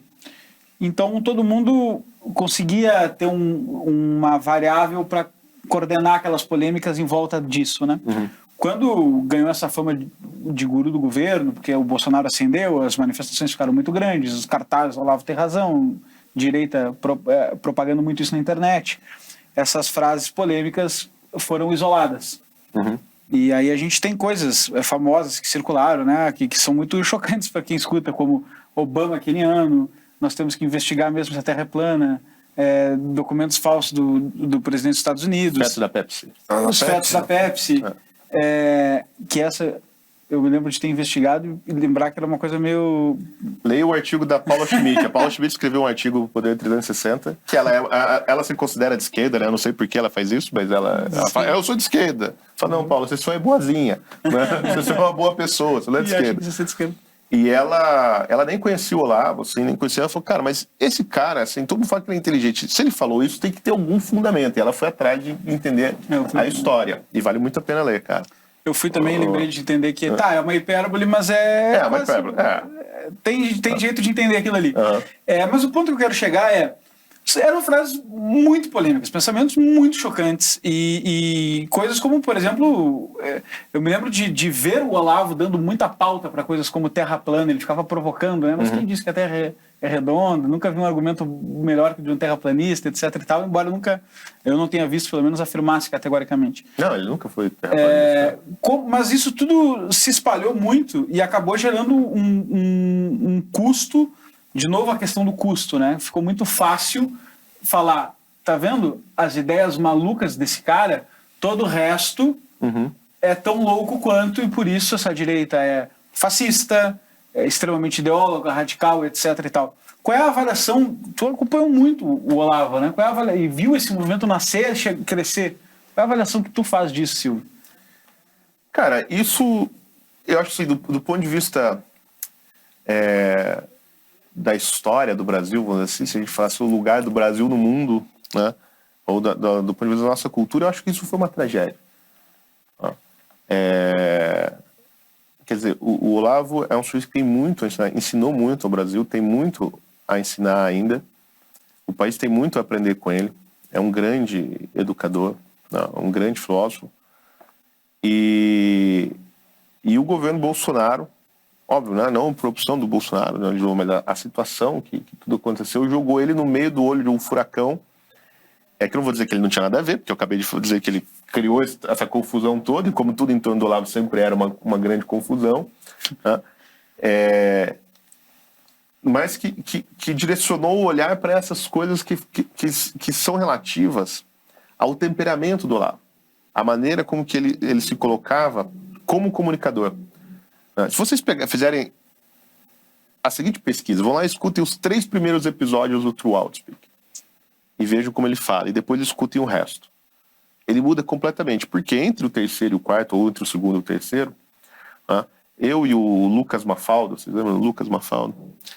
Que é um aluno do Olavo que mora no Canadá hoje, apresentamos... Só de Facebook. Que nessa época o Lucas estava num think tank em Washington lá trabalhando. E a gente apresentou pro Olavo o Alborguete. Ele não conhecia. Aí ele ficou, cara. Aí ele ficou a noite inteira assistindo os vídeos do Alborguete e se mijava de rir. Né? E eu lembro, assim, uma hora a gente conversando dele rindo, assim, com a mão na barriga, assim, na cadeira. Aí ele apontou o dedo assim pro computador. É assim que tem que fazer. Daí é que assim veio, então. que eles vão entender o que eu tô fazendo. E aí, cara, no outro dia... E no outro dia ele mudou, cara. Assim, no True Outspeak, ele adotou esse jeito de falar publicamente que ele mesmo falava, né? Eu sou uma mistura de Aristóteles com Alborguete, né? Para se comunicar nessa primeira camada do povo, entendeu? O cara que não está interessado em filosofia dele, mas mesmo essas pessoas precisam então, ter a verdade com eles. Desconfiança de que era uma estratégia de comunicação. Sim, sempre foi. É só você assistir uma aula do COF e ouvir um programa do Olavo, completamente diferente, né? Bom. Era uma estratégia. Então, mas por quê? Ele é um grande comunicador. Só que isso pegou essa casca, que era o Olavo falando para o grande público, e a mídia transformou isso num espantalho. Falando, esse é o Olavo. E, pô, esquece tudo o que tem embaixo. Se você pegar... Não precisa nem pegar um livro. Pega um artigo do Olavo, né, daqueles artigos longos que ele escrevia para o Diário do Comércio. Pô, são aulas e aulas de ciência política. Eu sei, porque eu sou cientista político, eu editei os livros. Eu falei, cara, isso aqui eu nunca vi na faculdade, cara. O cara era um gênio. Só que é mais fácil pegar essas frases, porque você precisa de um espantalho, porque o problema não era o Olavo, o problema era o Bolsonaro. Então, eles precisam bater no Bolsonaro. Então cria aqui um monstrinho para poder atingir o outro. Quando a conversa é boa, o tempo passa muito rápido. Infelizmente, a gente já está aqui avançado no nosso programa, então vamos para uma rodada final de perguntas. Eu vou inaugurar aqui essa rodada falando sobre Lei Rouanet. O Bolsonaro sempre foi muito crítico, cortou essa verba de uma forma drástica ali logo no início do governo. Mas há quem diga que isso pode ter sido um erro também, né? A gente está falando muito aqui de questão até de guerra cultural. Poderia ter sido uma oportunidade de fomentar alguns conteúdos, alguns tipos de peças, enfim, de arte ligada àquilo que ele acreditava. Agora a gente tem o Lula, acabou de assumir, já deu 10 bilhões para o Ministério da Cultura, o famoso caso ali da Cláudia Raia com 5 milhões. Que análise você faz disso? Você acha que faria sentido ou não iria contra tudo aquilo que ele falou? Ele sempre bateu muito, né, na Lei Rouanet. Qual que você acha que tem que ser o papel do Estado nisso? Seria uma arma legítima para se usar?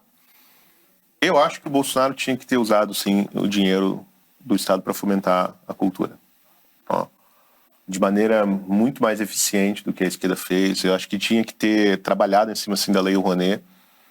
E eu acho que no começo havia uma ideia de fomentar culturas populares, locais, né? De uma maneira que depois se perdeu. E esse discurso falso contra a Lei Rouanet, etc., dar dinheiro para vagabundo, que é artista, o artista é rico. É lógico, isso aí de fato, assim, dar 5 milhões para Cláudia Raia é um absurdo, né? É óbvio que é.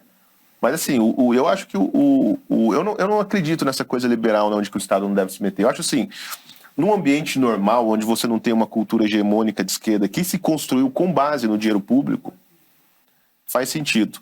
Mas não no país do jeito que a gente está, porque, veja, não é o artista, é a cadeia inteira, cara, que foi construída. Então, assim, hoje, os estúdios de produtor de vídeo, né, os estúdios de efeito especial, os caras que trabalham com sonoplastia, iluminação, são todos esses caras, todas as empresas de publicidade, de produção de peça de teatro, filme, etc., todas foram montadas com dinheiro público. Todas. Com exceção de vocês. Todas foram montadas com dinheiro público. E são todos de esquerda. Então você ganha lá o dinheiro da Lei Rouanet para fazer seu filme, você pode até não ser esquerdista, mas vai ter que dar dinheiro para a esquerda, porque você vai ter que contratar profissionais. E assim, aí entra o governo, aí fala, não, agora vocês pastem aí, que não tem mais dinheiro público para fazer cultura. Então agora a direita que se vira vai fazer o que vocês já estavam fazendo, que é tentar captar dinheiro, não sei onde. Então. Surgiram várias coisas assim, vocês, né, o filme do Josias, o filme do Mauro. Né? Só que quantas produtoras de cinema tem no Brasil? Quantas peças tem no Brasil e quantas Brasil Paralelo tem? Então eles criaram toda a estrutura. Aí você chega e fala assim, agora os caras dominam o mercado inteiro e você se vira aí, cara, sem dinheiro. Pô, é lógico que isso é concorrência desleal. Você fomentou com subsídio a criação de um mercado e agora você impede a concorrência de entrar. Né? Então eu não acredito nesse argumento liberal. E outra. Cara, é óbvio que o Bolsonaro tinha que usar assim, o dinheiro para fomentar bons projetos. Agora, a questão é, havia bons projetos? Eu sei de alguns que não foram para frente. Agora, assim, fazer casinha game não dá, cara. Eu pegar 4,5 milhões, porque eles falam da Cláudia Raia, mas e o Casinha Games? O que é o Casinha Games? Casinha Games era um projeto do Mário Frias e do Porciúncula para construir uma escolinha de videogame para moleque lá na Bahia. Ensinar programação e tal, e fazer videogame. Com o fundo da cultura. Entendeu, senhor? E por que na Bahia? Deixar vocês pensarem nisso, né? Por que lá na Bahia? Né? E aí, eu não sei se isso é verdade, mas a história que circulou é que o dono da empresa era amigo do Renan Bolsonaro. O dono da empresa que ganhou lá para executar o projeto. Né? Então, assim, porra, a cultura fomentando o videogame, desculpa, eu sei que eu sou muito velho, e eu sei que a molecada hoje gosta de videogame, de fato, assim, muitos músicos no mundo, não sei se no Brasil, mas sobrevivem graças à indústria de game, né? Porque os games sempre tem trilha sonora legal e tal, não sei o que, roteiristas, tem uma pegada artística. É uma indústria em crescimento pra caramba. Né? Mas, pô, a gente tá falando do Brasil, né, cara? Os caras não sabem, não conseguem afinar um violino. Agora que o governo Lula falou que videogame não é esporte, no Ministério do Esporte, surgiu a piada, né? Mas Quando a gente começou a achar que era. O Sport TV transmite campeonato de LOL, existe uma discussão, mas aí eu sou obrigado a concordar com o governo Lula, entendeu? Não é Sport. Mas eu acho assim, a Lei Rouanet, ela é ruim, né? Foi muito mal feita. E o Porciúncula tinha boas ideias a respeito da gestão da Lei Rouanet. Onde estava o problema? O problema não era o artista, o problema era o gestor, né? Os escritórios de advocacia, esses caras que ganhavam grana mesmo. Né? Porque era 5 milhões lá para o artista. Que operava o negócio. Então, mas você tem um establishment ali que vivia estudando essa grana. Então isso tinha que acabar mesmo. Flávio, vamos lá. Última pergunta. A questão do racha na direita, né? Você vê como questões ideológicas motivando a decisão ideológica ou busca por poder? Então, eu acho que alguns rachas, sim, por motivação ideológica, outros só era busca de poder, e o discurso ideológico era só para encobrir, enfim, que essa definição, aliás, clássica de ideologia, só para encobrir a relação de poder ali, né? Era um discurso que vinha depois para justificar determinadas ações. Então, por exemplo, você vai... não é exatamente do governo, mas é dentro da direita, né? Ninguém vai achar que existe uma diferença séria, né, de um posicionamento ideológico sério no MBL, por exemplo, né, que fez eles racharem com o governo. Não, é só porque eles estavam atrás de outras coisas, né, de cargo, né, disputando poder ali dentro da estrutura do Estado. Né. Mas, por exemplo, com a questão, por exemplo, o racha dentro do governo, sobretudo entre militares e conservadores, né, havia evidentemente uma disputa de poder, né, por cargos. É só ver o tamanho que as Forças Armadas tiveram dentro do Estado brasileiro, do governo do Bolsonaro, né? Tanto que eles cresceram. Então, assim, e depois que você está no governo, né, como eu tive no começo, você percebe, assim, cara, que milico é uma coisa que parece coelho. Assim, você põe um militar assim, numa secretaria, no outro dia você volta, tem 2. Né? Aí no outro dia você volta, tem 4. Eles vão, cara, reproduzindo, assim. É impressionante. E aí quando você vê, assim, pô, a sua diretoria lá dentro do ministério inteira tá na mão de militares. Eles te derrubam e entra um coronel no seu lugar. Né? Mas assim, é uma disputa de cargo. Mas por quê? Porque ali sim, né, no caso das Forças Armadas, existe uma posição ideológica, né, que orienta a ação das Forças Armadas inteira. Né? E essa posição ela é incompatível com o conservadorismo. Que é uma posição revolucionária, né? O Exército Brasileiro, desde a fundação da República, né? Desde o golpe que iniciou a República, acredita que tem que ser, né, o diretor, né, intelectual da nação brasileira, não é do Estado. Então as Forças Armadas é quem devem dirigir a nação, são as Forças Armadas. E eles Você acha que ainda hoje é assim? Sim. Tenho plena convicção de que é assim. É só você pegar as memórias do general Vilas Boas, né, num livro de entrevista com o Carlos Castro, que ele deixa bem claro lá que essa é a visão que ele, e o Vilas Boas é bom porque ele é o general mais respeitado das Forças Armadas, né, que é essa visão dele, e que a coisa que ele mais admira no mundo é o sistema chinês de governo. Então as Forças Armadas são uma força revolucionária, pelo menos na minha visão, né, que estão em disputa com o movimento comunista desde a fundação da República. Tá? Inclusive, o Partido Comunista foi fundado por uma série de tenentes e coronéis do Exército. Tá? Eles são, assim, são 2 cabeças do mesmo monstro. Tá? Diego? Silvio, a Lava Jato certamente foi um dos braços mais importantes na construção dessa nova direita, né? Contudo, você costuma dizer que ela teve algumas consequências ao longo prazo que não foram muito boas, né, para essa nova direita. Quais foram elas? A consequência mais prejudicial da Lava Jato, não só para a direita, mas para o país como um todo, foi fazer a gente se acostumar com avanços antidemocráticos dos players do direito brasileiro sobre a Constituição. Quer dizer, né, abusos de poder, claro. Né? Então a gente se acostumou com isso.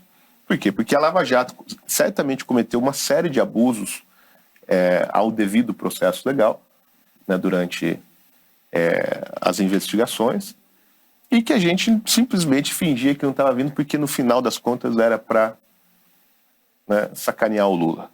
E nem como ninguém gostava do Lula, a gente estava cansado dele, e todo mundo sabe que, né, ou acreditava que ele era corrupto, né? Então ele tinha que pagar de algum jeito, nem que fosse, né, extrapolando os limites do direito brasileiro. Né? E, então, assim, durante a Operação Lava Jato, a gente teve busca e apreensão dentro do Senado brasileiro, mas como era um senador petista, que apoiava o PT, então dane-se, a gente não ligava. Né? Então a gente foi aceitando uma série de coisas. É óbvio, né, que a Vaza Jato, a operação spoofing, né, o vazamento das conversas pelo Intercept, é lógico que aquilo ali é um crime e jamais deveria ter sido aceito pela justiça brasileira. Mas o fato é claro, ele não serve como prova, mas o fato é óbvio que a relação entre o Sérgio Moro e o Dallagnol era abusiva. O Sérgio Moro conduzia a investigação da PGR. O que o Sérgio Moro fazia? Exatamente o que o Alexandre de Moraes faz hoje. Só que na época a gente achava gostoso, hoje a gente acha ruim, né, a direita. Então, a Lava Jato criou uma série de precedentes para que atores públicos cometessem uma série de abusos, né, e colocassem a população inteira em risco. Ou seja, hoje o cidadão brasileiro ele não tem nenhuma defesa, ele não tem nenhuma garantia contra o Estado.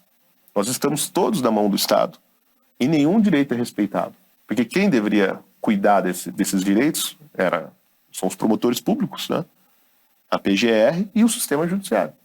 Controlar o Estado para não avançar nos nossos direitos. Mas a Lava Jato começou a fazer isso e a gente se acostumou. Né? E, bom, isso criou uma série de... como posso dizer assim? Criou um precedente, né, para que o atual STF fizesse exatamente a mesma coisa. Né? Avançasse em cima do devido processo legal. Porque o que é o processo legal? Não é só um rito jurídico que deve ser respeitado como uma espécie de uma coisa meio bizantina, assim. Né? Não, o devido processo legal ele é a garantia que o cidadão tem contra o Estado. Né?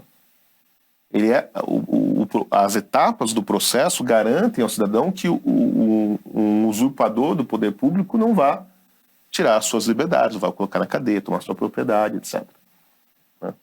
Aí quando esse devido processo é jogado no lixo e o agente público faz o que tem na cabeça, como é o caso do inquérito do Fim do Mundo, né, em que ele abre o inquérito de ofício, ele investiga, ele julga, ele é a vítima, ele faz tudo. Mas você acha que isso é equivalente ao que aconteceu na Lava Jato? Não, isso é muito pior do que aconteceu na Lava Jato. Mas a Lava Jato colocou essa semente. Feito borboleta. Porque quem investigava na Lava Jato? Sérgio Moro. A gente vê pelas trocas de mensagens que se ele não investigava, ele participava ativamente da investigação. Lucas, última pergunta. Bom, não tem como passar por essa borboleta, um efeito cascata. Não tem como passar por essa história sem perguntar desse final de tudo, pelo menos até aqui, né? Lula vence as eleições e Bolsonaro silencia. Uns disseram que era um silêncio estratégico, tic-tac, 72 horas, vai ter uma ruptura institucional nas Forças Armadas, pendrive na Copa do Mundo. Foi indo cada vez mais longe a situação. Tudo isso com o silêncio do Bolsonaro, que começou a soar uma conivência com a situação escalando daquele jeito. Muitas pessoas chegaram a cogitar que ele provavelmente sabia a posição das Forças Armadas já naquela altura em que ele estava em silêncio. Se ele cogitou alguma intervenção, ele já sabia que não era possível pela posição das Forças Armadas, né? E enfim, instituições como um todo, etc. Acaba que a coisa vai subindo a tal ponto que a gente tem o 8 de janeiro, que eu brinco que se houvesse num playbook de como implementar uma ditadura de esquerda, um 8 de janeiro é basicamente um presente, né? Manifestações violentas que justificam a criminalização de toda uma oposição. Você pega ali algumas pessoas que fazem aquilo, desesperadas, acampando na frente de quartel, mal informadas, provavelmente com áudios de fake news, de fato, dizendo que o ministro foi preso, que isso, que aquilo, e acontece um 8 de janeiro. Qual é a avaliação que tu faz, Silvio, dos desafios que se põem para a direita depois desse 8 de janeiro, depois dessa estigmatização crescente de fascismo, de totalitarismo, de antidemocrático, de negacionista, de todos esses outros adjetivos que a gente viu ao longo do tempo, tendo seu principal líder o líder mais personalístico, mais forte, silenciado. Por auto-escolha, né? Cara, é um desafio enorme, né? É que assim, cara, a verdade, sim, é um desafio enorme, porém nem tanto, porque ninguém acredita nesse negócio de fascismo, de golpe, todo mundo sabe, todos eles e todos nós sabemos. Todos os jornalistas que escrevem isso, todos eles sabem que eles estão mentindo, que não teve tentativa de golpe, que foi uma arruaça só, né? Que a esquerda já fez muito pior, né? Porra, a esquerda botou fogo no MEC durante o governo Temer, mas eles esqueceram, botaram fogo lá. Né? Então assim, todo mundo esquece disso aí. Lembra quando na manifestação aqui da direita São Paulo ainda, antes de virar movimento conservador, os caras vieram jogar uma bomba, cara, nos manifestantes. Isso em 2017, acho, 2016. Então, a esquerda sempre fez pior. Então todo mundo sabe que isso aí é uma bobagem. Mas, de fato, serve como narrativa para implementar uma política de força, que também não vai rolar, na minha visão. Essa política de força ela não vai conseguir ser implementada, pelo menos não como querem, por uma série de razões. Né? Desculpa te interromper, mas para inibir as pessoas de falarem também, porque todo mundo fica com medo de ser confundido com algum daqueles manifestantes que estavam no 8 de janeiro e sofrer as consequências. Não, isso aí, de fato, acontece. Né? Depois do 8 de janeiro, todo mundo ficou bem assim, bom, agora tem que tomar cuidado com o que eu vou falar, ficar esperto. Né? Vários políticos falam, não, eu não tenho nada a ver com aquilo e tal. Então, isso de fato criou um estigma e um medo, porque isso pode gerar consequências jurídicas graves. Né? As pessoas podem ser presas. Né? Porque quando eles falam assim, vão descobrir os autores intelectuais do 8 de janeiro. Qualquer um da direita que tem uma conta na rede social pode virar o autor intelectual, porque é um conceito elástico, né? Como é elástica a interpretação que o STF faz da Constituição brasileira. Né? Então todo mundo pode virar autor intelectual do negócio. Sim, um nexo causal muito difícil de estabelecer, né? Exatamente. Mas justamente porque esse nexo ele é praticamente impossível de ser estabelecido, que eles vão atenção nele, porque ele também é difícil de ser refutado, né? Então, bom, se você não pode refutar, a narrativa vai ganhar. Mas você estava falando que acha que não vai rolar essa política de força inibitória? Porque ela precisa primeiro assim, ela precisa de uma coesão do governo, que claramente não existe. O Lula, ele fatiou o governo, ele dividiu o governo numa série de forças antagônicas, né? Que, num primeiro momento, elas estavam juntas porque era importante enterrar o bolsonarismo. Né? Mas agora o jogo começou, né? O Bolsonaro está lá em Miami, sabe onde ele está? Em Orlando, e não está, enfim, o Bolsonaro, problema zero para o establishment brasileiro hoje. Agora, talvez se ele voltar um dia, talvez se torne um problema de verdade, mas por enquanto ele não é. Então agora o jogo precisa acontecer, então a gente precisa fatiar o governo e cada um pegar a sua parte lá dentro. E aí o governo vai começar a ter problemas. O Haddad já está enfrentando esse problema. Há uma série de rupturas internas dentro do governo. Sem contar que para fazer isso de maneira efetiva, além de coesão, as pessoas precisam ser eficientes. O governo precisa saber o que está fazendo. E o Lula montou uma escolinha do professor Raimundo, né, no Ministério.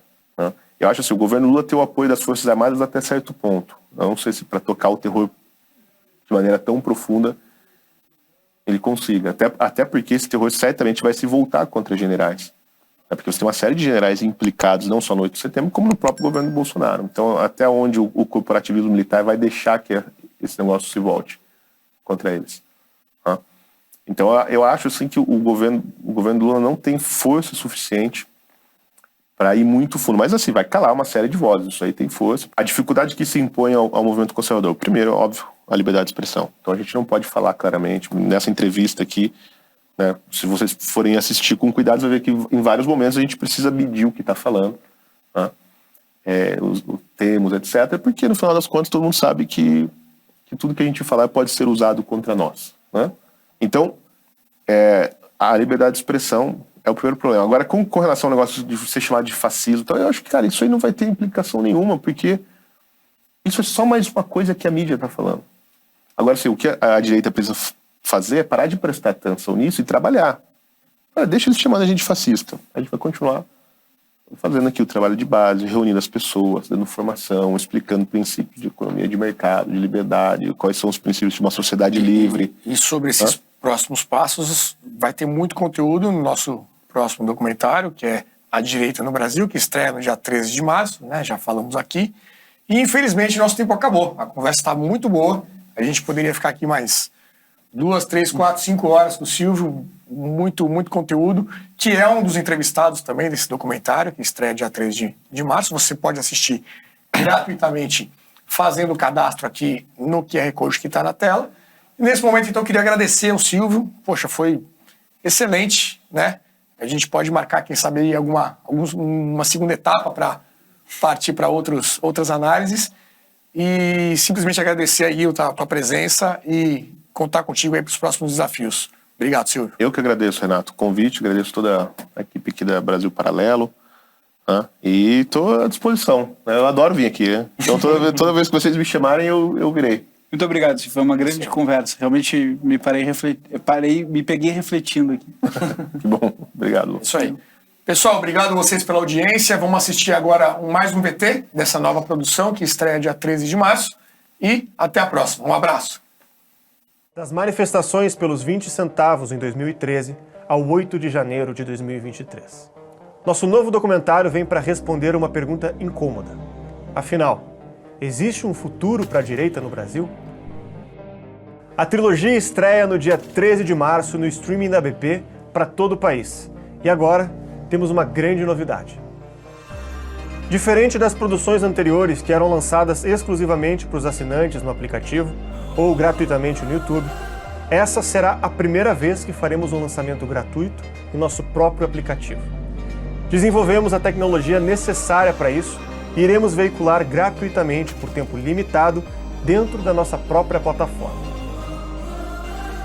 De 2013 a 2023, relembraremos a trajetória da nova direita, os grandes momentos, os principais personagens, os erros e também os acertos. Conversaremos de forma franca com personagens que viveram essa história política na pele. São pessoas de todo o espectro ideológico que nos ajudaram a obter um retrato fiel da situação atual. Para assistir gratuitamente em nossa plataforma, faça o seu cadastro. O seu e-mail é fundamental para enviarmos todas as informações sobre o novo documentário e também o link que dará acesso ao filme no dia do lançamento. Nós contamos com a sua participação. Brasil Paralelo, muito mais que filmes. Até breve.